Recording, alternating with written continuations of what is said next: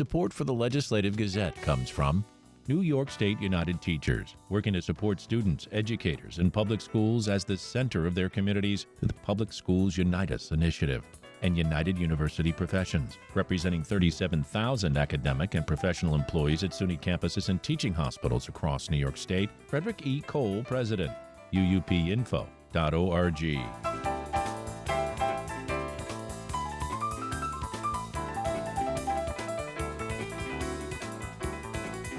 A state Senate hearing this week on New York's legal cannabis rollout highlighted flaws in the system, including a proliferation of thousands of illegal pot shops operating across the state. More now from the Legislative Gazette's Karen DeWitt. The law to allow the sale of adult recreational marijuana was approved 2 years ago. Since then, bureaucratic roadblocks and court injunctions have slowed the program. As a result, only around 24 legal retail shops have opened out of the more than 160 that were supposed to be in business by now.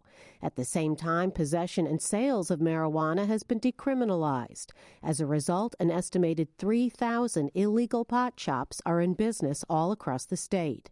At a hearing this week, state senators grilled Office of Cannabis Management's executive director, Chris Alexander, on steps his agency is taking to close the stores.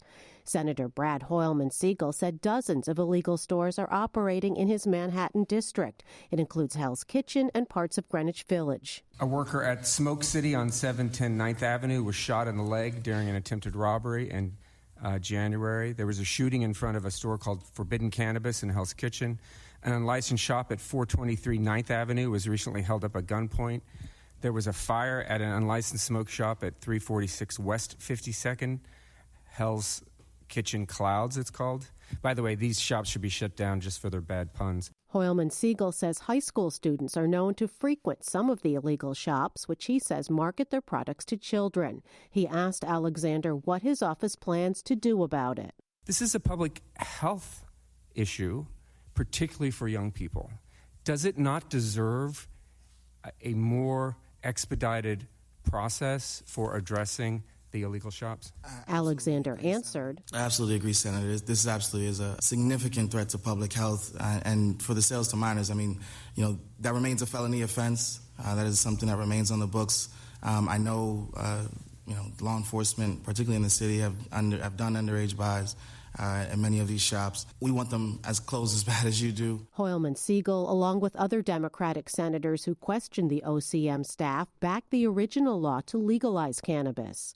Senator Liz Krueger, who represents parts of Manhattan's East Side, asked Alexander if the fines imposed for illegal operations at up to $20,000 a day are too low. If you close an illegal store and you take the product, but the fines aren't big enough to actually discourage people from just opening up again, and we did change the law to make the fines much bigger, then I don't believe it works at all. That you'll spend time and resources closing stores, and they'll say, oh, okay, they'll take the product, and 2 days later I'll reopen. Alexander told her that he agrees the fines are too small given the estimated profits that the illegal shops reap. Even at the $20,000 a day limit for some of these folks who are owning multiple operations across the city or across the state, it is still, a cost of doing business. The legislature in June enacted new enforcement powers to close down the illegal stores. Senator Andrew Gennardis questioned why, though, after OCM initiated over 300 actions on the shops, just 16 have been closed for good so far. That seems like a startlingly low number, given the fact that we all recognize there are thousands of these illegal shops around the state. The hearing comes as the online news publication The City reports that OCM has put its hearing process to levy fines against illegal pot shops on hold, saying they don't have enough staff. Alexander told senators that his office plans to restart the hearings, but he says he doesn't know the exact date. In Albany, I'm Karen DeWitt.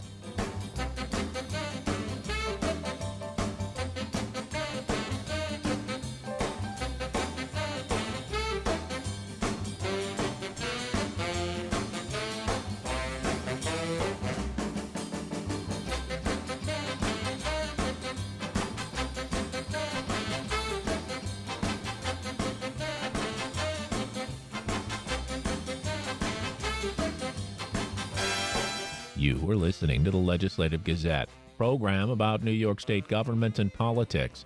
I'm David Gustina.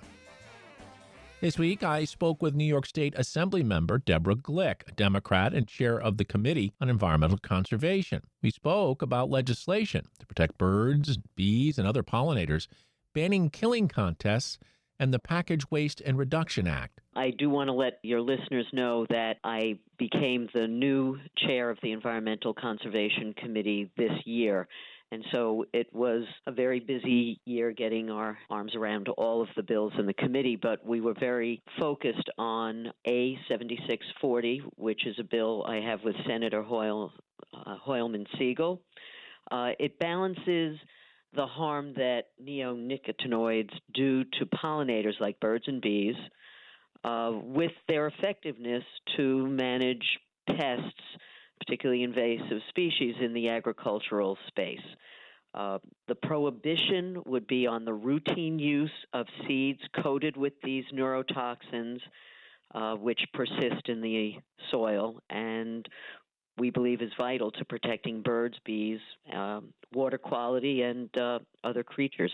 I mean, there may be many factors involved in the dramatic loss of birds and bees and other pollinators like butterflies. But once what are referred to colloquially as neonics came on the scene in the 90s, their indiscriminate and prophylactic use impacts the entire plant. It's a systemic chemical, and these chemicals eventually are consumed by pollinators, poisoning them, and can persist in the soil, run into our streams. They are areas where they have been detected not only in water streams, but in mammals that have either been in those fields or drinking the water adjacent to those fields. So there are concerns that the Farm Bureau has expressed, and we did amend the bill to, we believe, address concerns that were raised by the Farm Bureau. So it's on the governor's desk. It is a crucial piece of protecting our water, soil, and the vital role that our pollinators play in ensuring that we do, in fact, have crops. Assemblymember Glick, what's the chance and what is your sense that your fellow Democrat, the governor, Kathy Hochul, will sign the measure? I'm sure that she's hearing from the chemical industry and from the Farm Bureau, but I know that she is also hearing very much from organic farmers that don't want any of the fugitive residue on their properties, and from individuals in the environmental community that believe strongly that this is a minor step in protecting it. It is about seeds coated for corn, soybean, and wheat. It allows for use for specific invasive species. It also allows that if there is an insufficient supply of untreated seeds, that's taken into account by the Department of Environmental Conservation. So as I said in the beginning, we believe the bill balances the concerns raised, but the importance of ensuring that we reduce the casual and regular use of these neurotoxins. Yeah, I mean, what you're talking about is recognizing that we live in an ecosystem, that all these things are connected. And you mentioned them. It affects the seed, the plant, and it gets into the soil. So we know what happens when there are pollutants that impact the earth and the humans on it. Why then, my question, I think you hinted at that, why then don't people come together, since this is the health of all of us, the children and the earth, to solve the problem? Is it just because of greed? Is it because of money? Is it because the producers want to maximize their business interests? Well, I think that there have been preliminary studies by Cornell that indicate that it does not increase the yield. And frankly, I don't want to, certainly not to farmers, attribute greed. They have one of the toughest jobs in the state. But certainly chemical companies and seed companies can charge more for seeds that are coated. And the chemical industry has done a lot of damage, but it is their business. So they will continue to press that this is the most important thing and that it's necessary. And farmers, of course, are concerned. We've seen climate change affect the way in which they can It impacts their ability to make a living. Excuse me for interrupting, Assemblymember Glick. Just an article in the Times yesterday I read about apple farmers in Warwick being impacted by heavy rains that have caused a problem with many of their crops. We had a very late killing frost in May, and that was very damaging, followed by a lot more rain this year at perhaps inopportune times. So it's always a challenge for farms over which nobody has any control, and we have seen changes. So I appreciate their concern that some other change could negatively impact them. We believe that in the end, the continued use of these neurotoxins which persist in the soil are actually damaging to their future, as well as to the future of birds, bees, butterflies, etc. Sure. And many of these farmers, I think we would both agree, that suffer are the small farmers, not the big, factory farms that have the output and the production to survive. It's these small farms that inevitably suffer the most when you have a damaging rainstorm that kills crops, for example. Yeah, absolutely. And I think that while we've seen a loss of dairy farms, I think there may be a slight uptick in smaller farms that focus on vegetables. And we have young farmers who want to get into the business.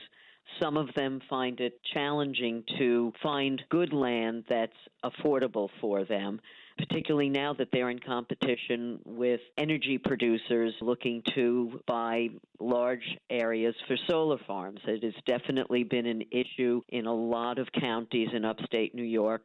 I think there's a way to do both, but I think that there is concern that the energy companies have big dollars, and it's very seductive for someone struggling to give up some part of what is very good farming land to solar production for the stabilization of the farm. So yes, the small farmers are the backbone of our economy in the agricultural space in New York, and they do need assistance in a number of areas, but some of that includes the long-term view that we all need pollinators in order to ensure the crops are able to germinate.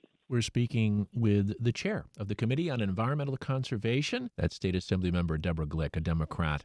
Well, Assemblymember Glick, let's move on to another environmental bill I know you're focusing on, which is the banning of killing contests. Tell our listeners who may not know what these are, what they are. Well, they're wildlife killing contests. The bill would preclude organized contests where people compete for prizes by killing the most of a particular species or the heaviest example or the smallest animal within a specified time frame. Nothing in the bill, which I share with Senator Kennedy from the Buffalo area, would ban any farmer or landowner from killing a nuisance animal that's predating on their livestock or on companion animals within, obviously, the regulations of the Department of Environmental Conservation. This is totally focused on organized contests. It doesn't impact hunting deer, bear, or turkey, which are very regulated hunting seasons. And it doesn't impact a fish derby because fish are not considered wildlife. That's why there is the U.S. Wildlife and Fish Service. And the state is charged with protecting and preserving our natural resources, which includes wildlife. The bill is widely supported by lots of organizations, from environmental advocates to the Adirondack Council, and support from individual farmers and hunters who believe, particularly hunters who feel that this gives hunting a negative image, that it upsets the balance of nature in an area. Killing all of the predators in a particular area is not helpful. Certainly with coyotes, the more you kill, the more you spur reproduction, so you can actually ultimately wind up with more coyotes. So we believe it's an appropriate measure for our time to ensure that we don't make the killing of wildlife a contest. From that bill to another that you're now working on and focusing on that's been in the news recently. And if anyone gets a package in the mail, I won't mention from any particular place, but it usually takes me about 25 minutes to open it because there's layers and layers of packaging. A lot of it is plastic. We know that each and every one of us has plastic in our bloodstream. Go look it up. And to that end, you're trying to reduce the packaging, the waste that wraps around all of our products most of the time. It is Senator Harcum and I. He chairs the Senate Committee on Environmental Conservation. We each sponsor in our own houses the bill, the Packaging Waste and Reduction Act and Infrastructure Act.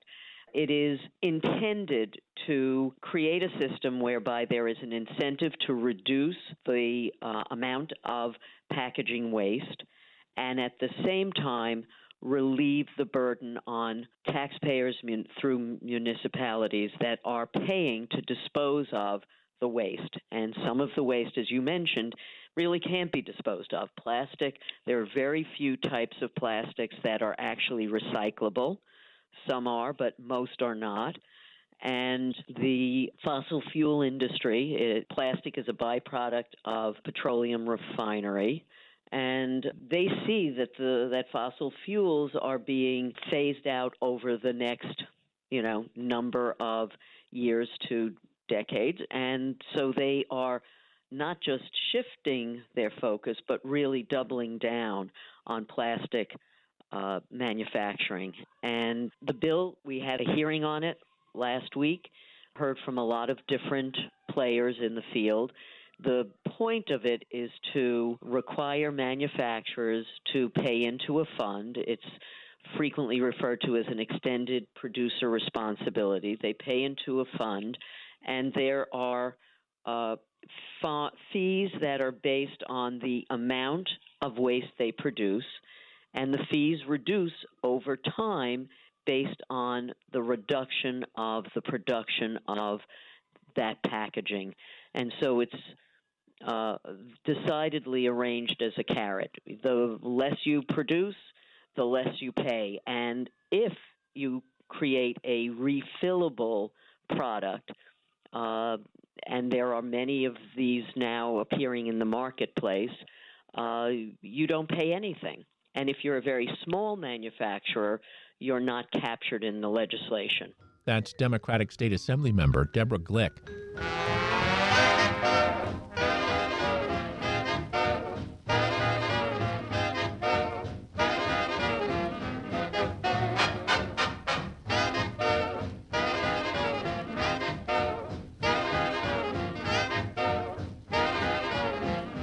You are listening to the Legislative Gazette, a program about New York State government and politics. I'm David Gustina.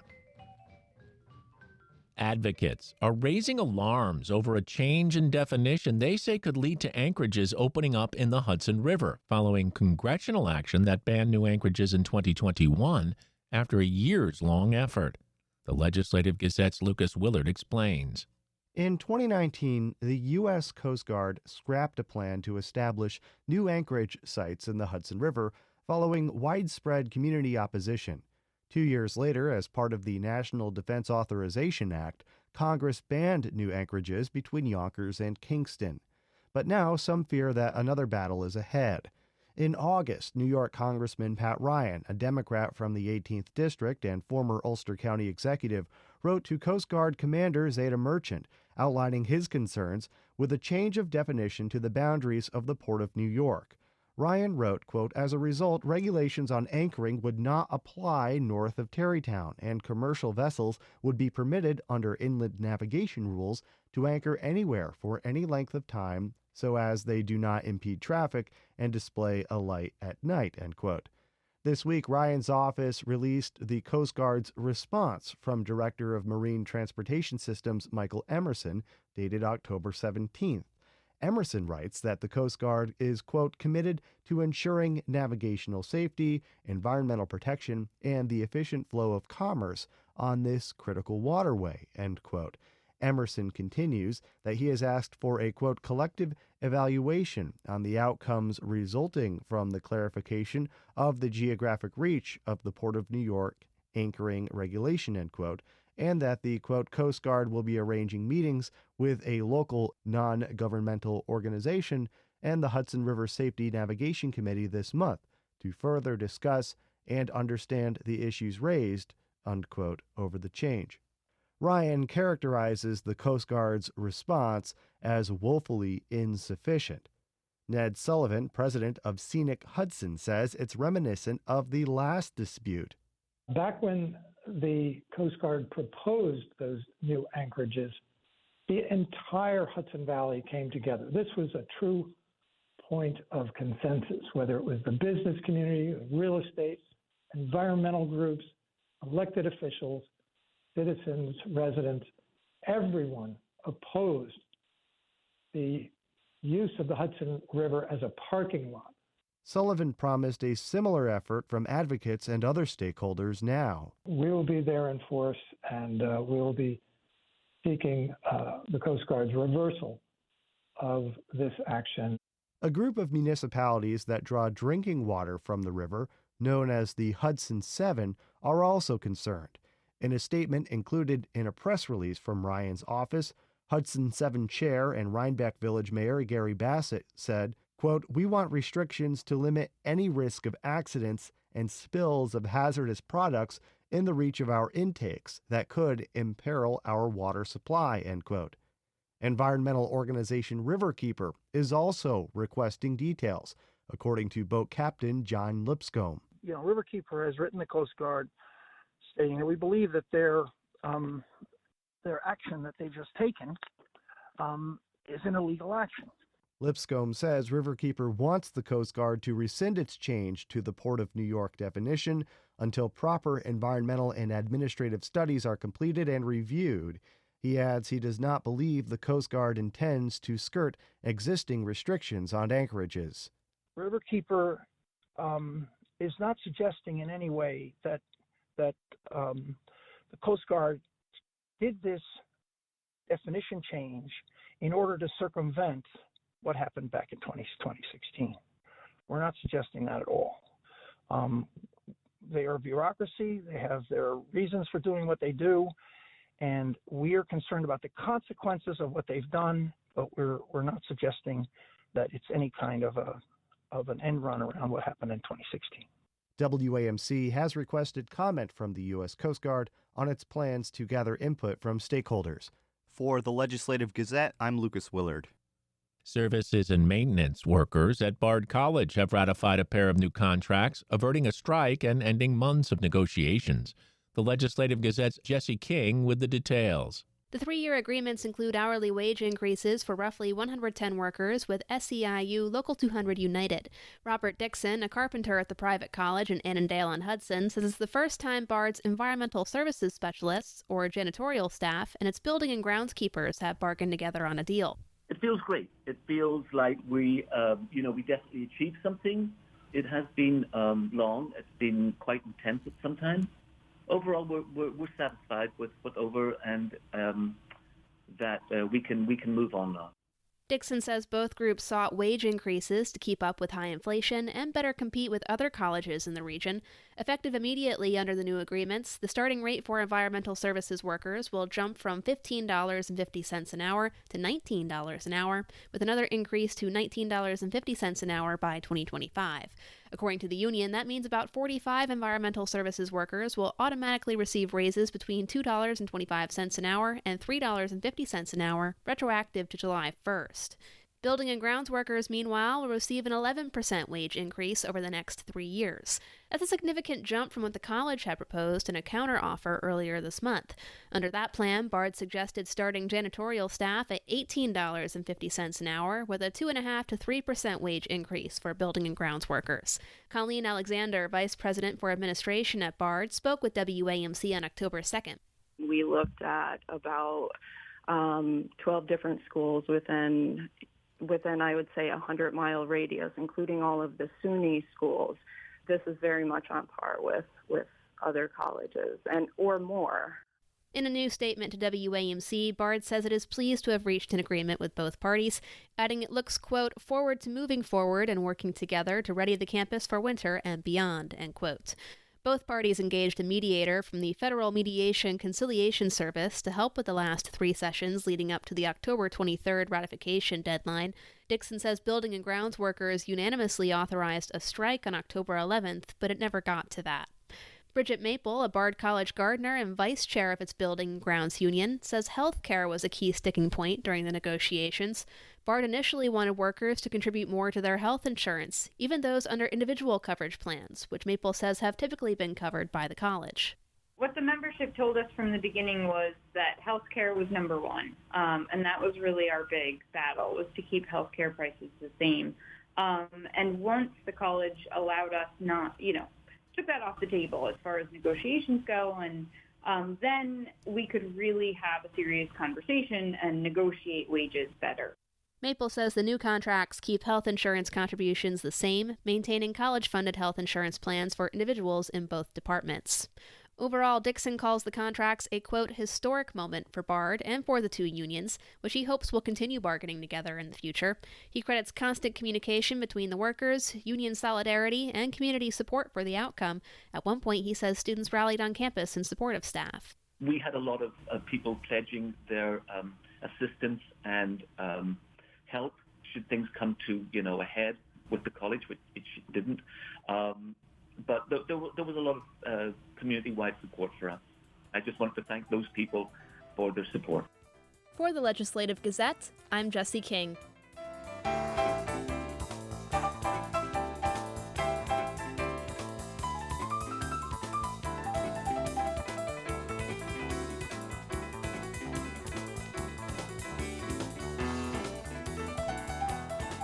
And that about does it for this week's show. The Legislative Gazette is a production of WAMC Northeast Public Radio. We had help from the New York State Public Radio Network. You can listen to the Legislative Gazette anytime at WAMCpodcast.org or anywhere you get your podcasts. Look for program number 2344.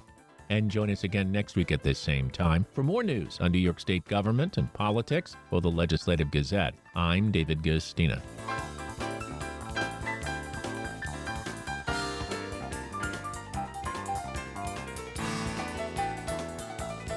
Support for the Legislative Gazette comes from United University Professions, representing 37,000 academic and professional employees at SUNY campuses and teaching hospitals across New York State. Frederick E. Cole, President. UUPinfo.org.